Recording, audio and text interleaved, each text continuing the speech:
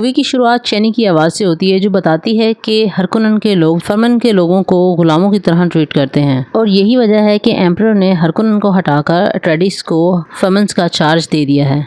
ये कहानी हज़ारों साल आगे की है जब इंसान ज़मीन को छोड़कर दूसरे प्लैनेट्स को कॉलोनाइज करेंगे। ड्यून पर एक ऐसा स्पाइस मौजूद है जिसको हर कोई पाना चाहता है। इसकी वजह ये है कि इस स्पाइस के ज़रिए ही स्पेसशिप को खला में उड़ाया जाता है। इसके बगैर पायलट्स को सितारों के दरमियान रास्ता नहीं नज़र आता और यही वजह है कि हर कोई ड्यून पर कब्जा करना चाहता है। ये स्पाइस सिर्फ टेक्नोलॉजी में नहीं बल्कि इंसानों की उम्र बढ़ाने में और उसे और बहुत सारी ताकतों को हासिल करने में भी मदद करता है। फिर पॉल को पाया जाता है जो कि अपनी माँ के साथ खाने की टेबल पर बैठा होता है। उसकी माँ उसे कहती है कि तुम्हें अपनी ताकतों को बढ़ाने के लिए कोशिश करते रहना चाहिए। इसलिए वो कहता है कि तुम इसे आवाज़ दो पानी को और अपनी तरफ बुलाओ। वो कोशिश करता है लेकिन पानी नहीं आता उसकी तरफ। उसकी माँ कहती है कि अच्छी कोशिश है लेकिन तुम कोशिश करते रहो। पॉल की माँ का नाम जेसिका है जो खुद भी एक एम्परर की बेटी है और इसमें भी बहुत सारी ताकतें हैं जो फ्यूचर और पास्ट को देख सकती है लेकिन बहुत ज़्यादा विजन साफ नहीं देख पाती। लेकिन पॉल को ज़रूर विजन्स आते हैं। पॉल अक्सर विजन्स में देखता है जेसिका को जो कि सहरा में मौजूद है। वो जेसिका से पूछता है कि तुम कौन हो, लेकिन वो कोई जवाब नहीं देती। ड्यून के लोग एक ख़ास किस्म का लिबास पहनते हैं और ये है वो स्पाइस जो कि हर कोई इसको पा लेना चाहता है। पॉल जो है वो अपने प्लेनेट को छोड़कर जाना नहीं चाहता क्योंकि यहाँ पर हरियाली और पानी भी मौजूद है। एम्परर ने अट्रेडिस के लोगों को ड्यून के लोगों के पास चले जाने का हुक्म दिया है और वो लोग वहां जा रहे हैं। ये है पॉल का बाप लेटो, हम इसे लेटो ही बुलाएंगे। दरअसल इस बात को ये लोग इसलिए कबूल कर रहे हैं क्योंकि ये एक सियासत चल रही है और अगर वो इस चीज़ को कबूल नहीं करते तो हरकोनन के लोग स्पाइस हासिल करने के लिए ड्यून के लोगों को नुकसान पहुंचाएंगे। इसलिए उनको इस चीज़ को कबूल करना पड़ेगा और यहाँ से जाना पड़ेगा ड्यून के प्लैनेट पर। इस बात को बहुत अच्छी तरह जानता है कि इस माहिदे के बाद हरकोनन के लोग उस पर हमला ज़रूर करेंगे क्योंकि वो अपना चार्ज आसानी से नहीं छोड़ेंगे। लेटो अपनी शाही अंगूठी से उस माहिदे पर स्टैंप लगाता है। पॉल डनकन को गुड बाय कहने आता है। डनकन उसका टीचर भी है और दोस्त भी है जो उसे ट्रेनिंग देता है।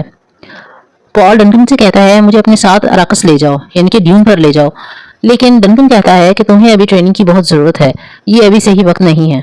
पॉल अपने बाप के पास जाता है और कहता है कि यार हमें इस प्लेनेट से जाना ज़रूरी है, यहाँ पर पानी भी मौजूद है और बहुत ज़्यादा अच्छी जगह है ये। वो यहाँ से जाना नहीं चाहता लेकिन उसका बाप कहता है कि यहाँ से जाना ज़रूरी है और यही हम सबके लिए बेहतर भी है।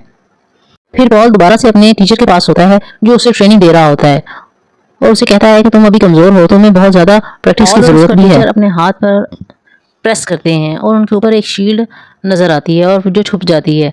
जब ये एक दूसरे को मारते हैं तो वो शील्ड उन्हें बचाती है और चोट नहीं लगने देती। तुम्हारे टेस्ट का वक्त है। वो उस रिवेंडर मदर के पास ले गई हैं जो जेसिका से सुपीरियर हैं। वो कहती हैं कि बॉक्स के अंदर अपना हाथ डालो, इन मदर का नाम मुहिम है और वो हाथ अगर कहती हैं कि तुमने अगर हाथ निकाला तो तुम्हें जहर दे दिया जाएगा और तुम मर जाओगे। वो हाथ नहीं निकालता और बहुत ज़्यादा उसे दर्द होता है। वो कहती हैं कि तुम्हारी माँ बाहर दरवाजे पर ही खड़ी हैं। उसकी माँ बहुत तकलीफ में होती है कि उसका बेटा भी तकलीफ में है लेकिन वो बहुत ज़्यादा तकलीफ के बावजूद हाथ नहीं निकालता। उसकी माँ कहती है कि तुम अपने आप पर कंट्रोल कर चुके हो, अब बारी है दूसरों को कंट्रोल कैसे करना है ये सीखने की। रिवेंडर मदर जेसिका से कहती हैं हमने तुम्हें बेटी पैदा करने को कहा था और तुमने बेटा पैदा किया है, अब उसकी ट्रेनिंग की जिम्मेदारी भी तुम पर ही है। दरअसल ये लोग चैंडर को खुद सिलेक्ट करते हैं लेकिन जेसिका बेटा पैदा करने का फैसला करती है।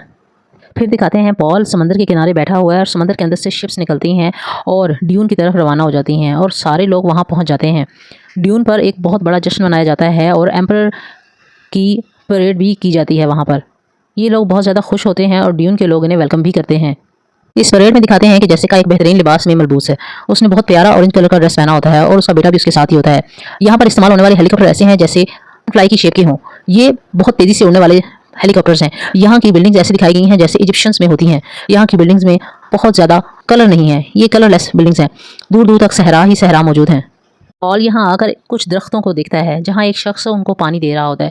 यहाँ पर पानी की कमी की वजह से दरख्त भी मौजूद नहीं है और दूर दूर तक रेतीला मैदान है। को डॉक्टर केनस बताते हैं कि एक पाम ट्री 5 लोगों के जितना पानी पी जाता है और फर्मन लोगों को ये पानी की बर्बादी लगता है। यहाँ पर एक बहुत बड़ा जाइंट सैंड वर्म पाया जाता है जो सैंड के अंदर रहता है और बहुत सारी चीज़ें पॉल होलोग्राफी की मदद से देख रहा होता है और इसको समझ रहा होता है। यहाँ पर एक कीड़ा निकल कर आता है जो कि पॉल पर हमला कर देता है लेकिन पॉल उसके हमले से बच जाता है। फिर वो अपने बाप को जाकर इस बारे में बताता है तो वो उसको सारी आर्मी को एक्टिव कर देता है कि पॉल पर हमला क्यों किया गया है और ये हमला दरअसल हरकोनन ने करवाया था, क्योंकि वो नहीं चाहते कि उनका चार्ज वहाँ से ख़त्म हो जाए, क्योंकि वो ड्यून से बहुत ज़्यादा पैसा कमाना चाहते हैं। हरकोनन का लीडर मोटू सा है और इस मोटू को देखकर आप ये अंदाज़ा ज़रूर लगा सकते हैं कि फ्यूचर में भी मोटापे का कोई इलाज तलाश नहीं किया जा सका। उन्होंने काफ़ी ताकतें तलाश की हैं लेकिन मोटापे का इलाज नहीं तलाश कर पाए। ट्रेडिस के पास फर्मन लोगों का एक रिस्पेक्टेड लीडर आता है जो कि कॉपरेट तो करना चाहते हैं लेकिन वो भरोसा करने से बहुत ज़्यादा डरते हैं। पॉल अपने बाप के साथ ड्यून पर सर्वे के लिए जाता है जहाँ पर एक बहुत बड़ा सैंडवर्म हार्वेस्टिंग मशीन को निगलने वाला होता है। लेटो रेस्क्यू के लिए प्लेन भेजता है और पॉल पहली बार सहरा में विजन्स को देखता है। वो दोबारा देखता है कि फर्मन्स को, चैनी को और पॉल को मरते हुए देखता है। यहाँ पर एक बहुत बड़ा सैंडवर्म उस मशीन को निगल लेता है लेकिन पॉल को बचा लिया जाता है। पॉल घर आता है तो वो अपनी माँ जेसिका से बात करता है कि मैंने इस बार कुछ और देखा है। वो बताता है कि मैंने देखा है फर्मन्स को मरते हुए और एक होली वॉर को देखा है जो मेरी वजह से शुरू होने वाली है। पॉल अपने विजन्स में अपनी माँ को देखता है जो एक बच्ची को उठाए हुए है। पॉल अपनी माँ से पूछता है क्या तुम प्रेग्नेंट हो। यहाँ पर जेसिका डर जाती है और उससे पीछे हटती है। सीन कट होता है और फिर दिखाते हैं कि लेटो जेसिका से पूछता है क्या तुम पॉल को बचा सकोगी, तो वो कहती है हाँ मैं अपनी जान देकर भी बचाऊंगी। लेकिन लेटो कहता है कि नहीं, माँ के तौर पर नहीं, एक लेडी के तौर पर, एक लीडर के तौर पर क्या तुम उसे बचा पाओगी। फिर पॉल के पास उनका डॉक्टर आता है जो उसे दवाई दे के चला जाता है। डॉक्टर यू अट्रेडिस को धोखा देता है और इनकी प्रोटेक्टेड जो शील्ड होती है उसे कमज़ोर कर देता है। होता यह है कि हरकोनन के लोग और सोल्जर जो होते हैं वो इन पर हमला कर देते हैं और जितने भी गार्ड्स होते हैं उनको मार देते हैं और लेटो को पकड़ कर ले जाया जाता है। डॉक्टर उसे एक टूथ देता है जिसमें जहरीली दवाई होती है। वो उसमें मुंह में रखता है और कहता है कि तुम इसे मुंह में रख लो और जब तुम हरकोनन के लीडर के पास होगे तो इसकी हवा उस पर छोड़ देना। हरकोनन के लोग वहाँ की हर चीज़ को तबाह बर्बाद कर देते हैं और पॉल और जेसिका को पकड़ कर ले जाते हैं। जेसिका को जब बांधा होता है तो वो हाथ से इशारा करती है पॉल को कि एक ख़ास किस्म की पिच की वॉइस निकालोगे तो इनको तुम कंट्रोल कर सकते हो। जब वो वॉइस निकालता है और कहता है कि मेरी माँ का मुंह को खोल दो, वो जब खोलता है तो जेसिका अपनी आवाज़ निकालती है और उन्हें कंट्रोल कर लेती है और वहाँ से बच निकलती है।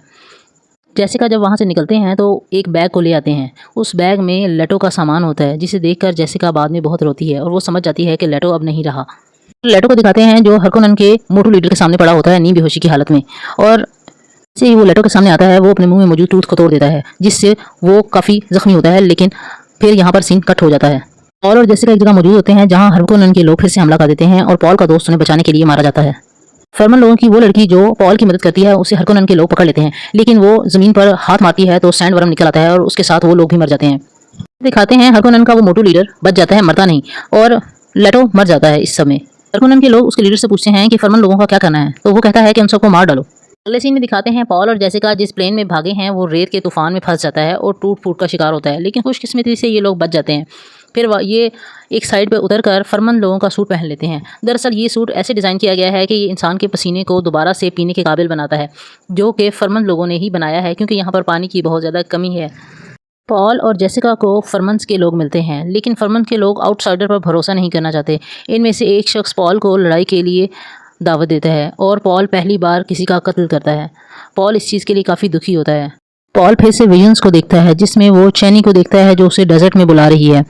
फर्मन लोग पॉल और जेसिका को अपने कबीले में शामिल कर लेते हैं और यहाँ कहानी का एंड हो जाता है। ड्यून एक ऐसी साइंस फिक्शन मूवी है जो इंसानों में होने वाली तब्दीलियों को दिखाती है।